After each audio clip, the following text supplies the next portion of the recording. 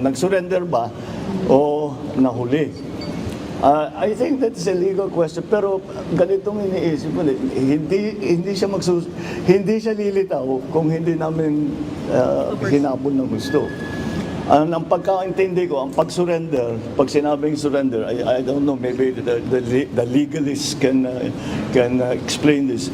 Pero ngunit ang pagkaintindi ko, ang surrender, kapag wanted ka, ang surrender, pupunta ka sa police station o sa, ewan ko, sa prosecutor, I don't know kung saan.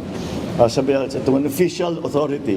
Sasabihin, nagsusurrender na ako. Alam ko may court order na, may arrest order na ako, kaya magsusurrender na ako. Hindi ganyan yung nangyari. Ang nangyari, napilitan siyang lumabas dahil malapit na ang pulis sa kanya. To his credit, ang sabi niya, yung mga follower niya, magpapakamatay para sa kanya. At ayaw niyang mangyari yun. So to his credit, he was still displaying a modicum of leadership to his followers. Kaya naman, again, I will stress, it was a very, involved police action, augmented, of course, by the AFP, augmented by the civilian arms of government,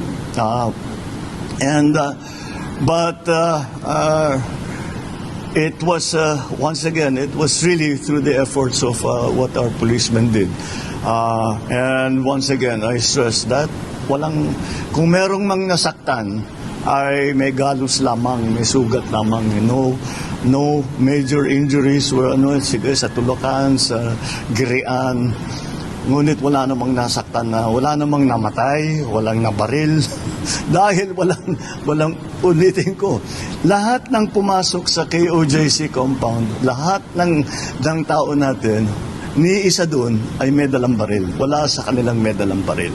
Dahil hindi mo na malaman kung may dalang baril, iba yung nagiging usapan. Ang instruction ko sa kanila, wala akong gusto masaktan. Hindi ko naman gustong saktan yung mga member ng KOJC.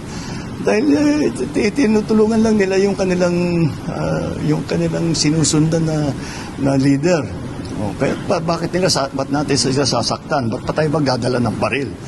So, ganun na lang. And so, again, this is how it should be done. You can't do this without hurting anyone. You can't do this without shooting anyone. That is what police work is meant to be. And this is police work at its best. Kaya congratulations sa lahat ng ating mga kapulisan, yung na-involved, yung behind the scenes na na-involved, ang ating Chief PNP ay talagang all the time, araw-araw nagre-report sa akin, sometimes 2-3 times a day, kung ano yung mga pangyayari doon sa Davao. So,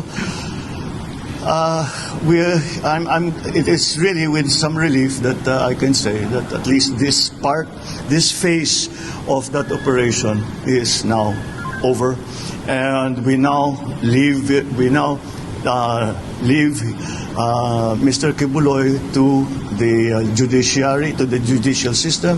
And siyempre, babantayan natin na tama naman ang mangyayari, na lahat ng kanyang karapatan, walang nasasagasaan sa karapatan niya, wala namang ibabaliwala sa kanyang kahilingan, kung ano man yun.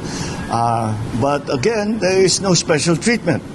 Although he's a very prominent person, we actually, hindi na, kung kahit na may magsabi na gawin natin special treatment, hindi namin alam gawin yun We don't know what special treatment is. So we will treat him like any other arrested person, and will respect his rights, and we will go through the process. The process will be transparent. Everyone who is involved will be accountable, and we will demonstrate once again to the world that our judicial system in the Philippines is active, is vibrant, and is working well. All right? Thank you.